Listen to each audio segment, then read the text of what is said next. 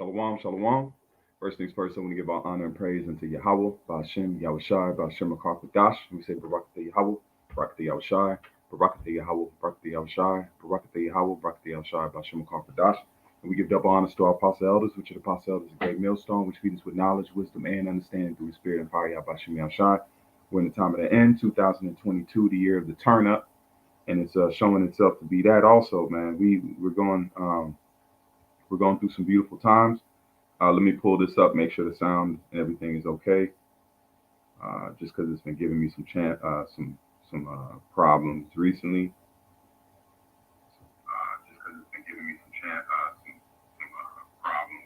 There we go. We good. All right, so let's jump into it. The title of the video, it's not gonna be too long of a video. It's Jake, learn to be holy, man. Jake, learn to be holy. Let me turn this light off. Focused on. There we go. All right, learn to be holy, Jake. So we're gonna jump right into the precepts because what you see happening right now, Apostle Aramlab went into it. You got Jake's asking what the nations are gonna do. They're not even asking about the 2/3. They're wondering about how their slave master or how the nations are gonna make it and what the nations are gonna do. We're not here to worry about the nations. The nations they've already rode their plight. All right, that's why it says they look for the day for us when we fell. All right, these nations have glorified off of our death and destruction. That's the parable of Lazarus. When the Lord gave the parable of Lazarus, where it says what the dogs came and licked his wounds, those are these nations. These nations are the dogs that are licking our wounds, man. So they're a part of that because that's beautiful how that analogy works. Because now, hey, and shalom to those coming in, Yabashim Yashar Barakatham, Bashim Karkwadash. The Lord set it up perfectly because he said these dogs came and licked our wounds. That means they weren't helping us. That means they weren't here for our benefit. So Jake, learn to be holy. Learn to be a separate people. This is what the Lord is separating us from these people. That's why it says he's coming to separate the sheep from the goats. A lot of these verses I'm going to be quoting. So you can definitely look it up, or if a brother wants to post it. But the Lord's coming to separate. So you guys that are asking, you trying to add unto what the Lord's saying, man. You see how dangerous that is? You don't want to add unto the Lord's words. The Lord said he's separating us and making us a holy people unto himself. The Lord has let us be enjoyed by these nations long enough. Who do you think is the motivator? Who is the gasolina? Who is the gasolina of this nation, man? You Negroes, Latinos, and Native Americans. They leech off of your spirit, man. You're the entertainment. If it wasn't for Jake in Babylon, Babylon would be dry. That's why it calls us the salt of the earth. So the Lord's not worrying about these nations because we're salt. Salt and seasonings are very specific. It's a flavor thing. Okay, you can't mistake a jalapeno for a sweet pepper. You can't mistake pepper for salt. You can't mix those two. That's what the Lord is saying. That's how separate we are from these nations. He's saying we are salt. We are salt. So if we're salt, that means these nations cannot be salt. You can't substitute salt for garlic. You can't substitute salt for paprika. You can't substitute salt for what other spices? Thyme, man. These nations are not what the Lord wants when he calls salt. He's making a specific dish, man. If you're a recipe and you're a cook, you're going to cook with a specific item. You're going to say, go to the store and get me this item. I want this. And you come back with barley and he wanted cilantro. You can't put that. You can't use barley in the place of cilantro in that recipe. The Lord is making a dish, man. Why do you think recipes exist? Recipes didn't come apart with Jake on here. Recipes, the Lord says salt, seasoned with salt. Okay, have your word seasoned with salt. That's going into the herbs in the understanding. That's why it says gold. You can't substitute a rock for gold. You can't come and hand somebody a rock and say, here you go, here's a rock. No, you can't do that, man. They won't gold. So this is the time that the Lord is putting to say what? We're being made separate. So let's go into here. I'm gonna share my screen and let's jump right into the blue letter and get these precepts. All right, 1 second. All right, let's share this screen. All right, let's jump into it. This is the word. This is Deuteronomy 7 and verse 6, and you got guys that are trying to save their captives, man. We're not here to be saving them. We're here to what? Get who we are, an understanding of what we are, and then what? The Lord is redeeming us. He's buying us back. Okay, He's giving us an opportunity to come back to who we are. I'm gonna get it on here while this is loading. Hold on. Make sure this is King James, and I'll read them from here.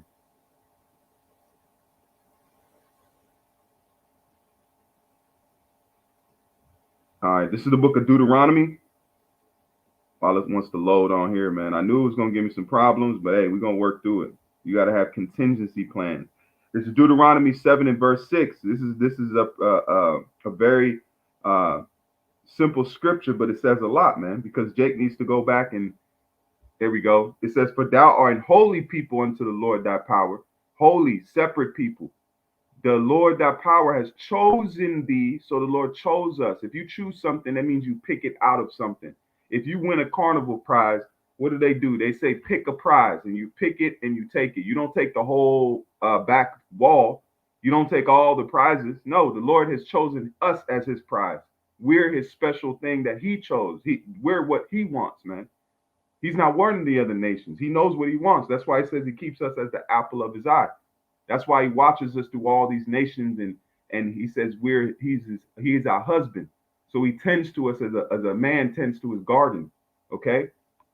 It says Yahweh has chosen thee to be a special people unto himself above all people that are upon the face of the earth. See how you gonna get all nations in here? It even says all people. Amos, let's jump right there. One of my favorite. One of my favorite. This is the book of Amos. This tells you right here, Amos 3 and 1. Hear these words that the Lord has spoken against you, O children of Israel, against the whole family which I brought up from the land of Egypt, saying, you only have I known of all the families of the earth. See? Only, you only. So what are we doing here? This is easy, man. What does it say? Yadah?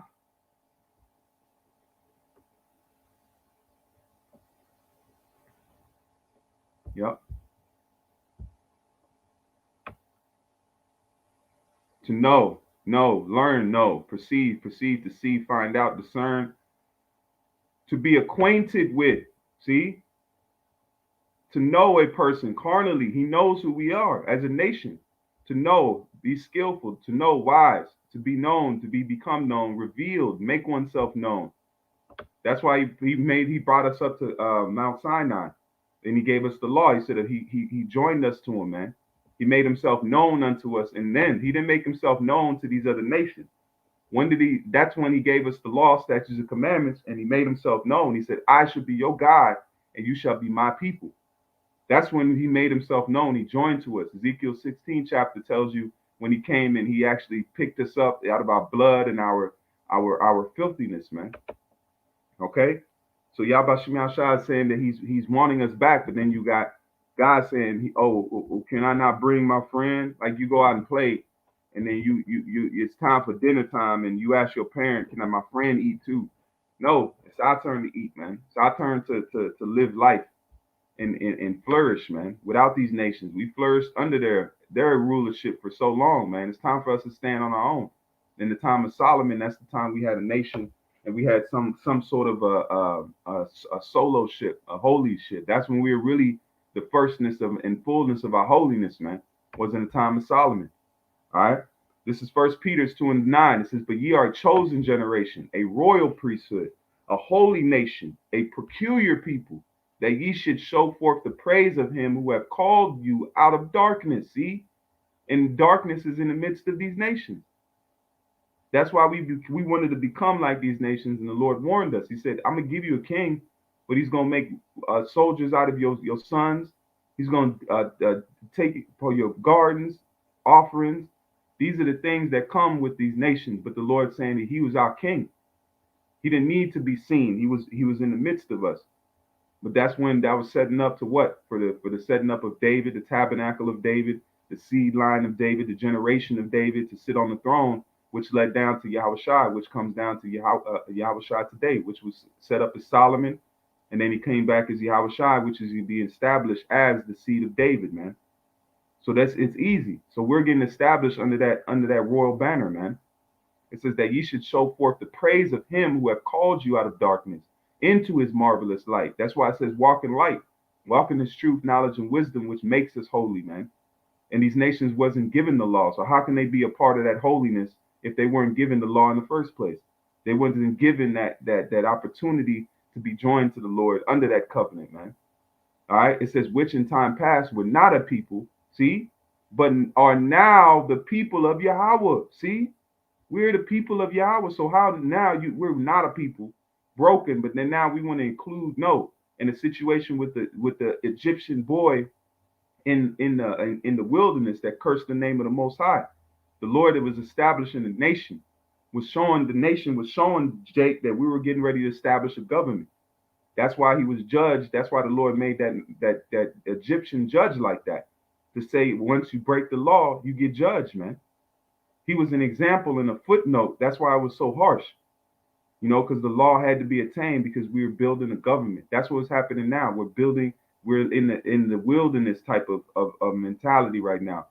The Lord is building us up, and we're circling the wilderness. That's why this truth it's been out. It's been in the midst, but what? Now it's gaining traction. All right. It's gaining a lot more clout. All right. Because the Lord is establishing his holiness within his people. That's what's taking place. And Esau, and especially in the time of Nehemiah. What happened in the time of Nehemiah? These nations wanted to build with us. And what did we tell them? No, we this is of us. This is what we're doing. And what did they do? They started to make fun of us. They started to clown us and say these weak, a fox could come and break our wall down. Why were they doing that? That's like these vocab Malones and these other guys coming up against us and mocking us. They're saying, "Oh, you Israelites, wow, you're the chosen people." And Wisdom of Solomon, the 5th chapter, tells you that. It says, "We counted his life madness and his end to be without honor." How is his number among the saints, man? So these are the times that we separating ourselves, just like we're building, because now we are building the temple, but it's a spiritual temple under the roof. And who built the first temple? Solomon. And who's building this temple now? Solomon. Is Yahushua, but it's built in a spiritual temple now. He's putting and he says gold and silver. Was there not gold and silver in the temple? In wood, in fine stones? So he's building a spiritual temple with the same luxury, man. But it's spiritual luxury. Damn. Damn. It's spiritual luxury, man. Damn.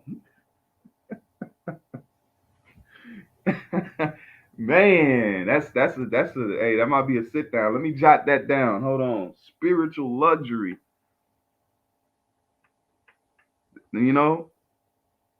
Spiritual luxury is what the Lord is putting in this temple. He's putting gold. He's putting them. Hey, you caught it, bro. Hey, Shalom likeness. Yabashim Ashar Brakatah Bashim Kargodash. Yo, man, that's it.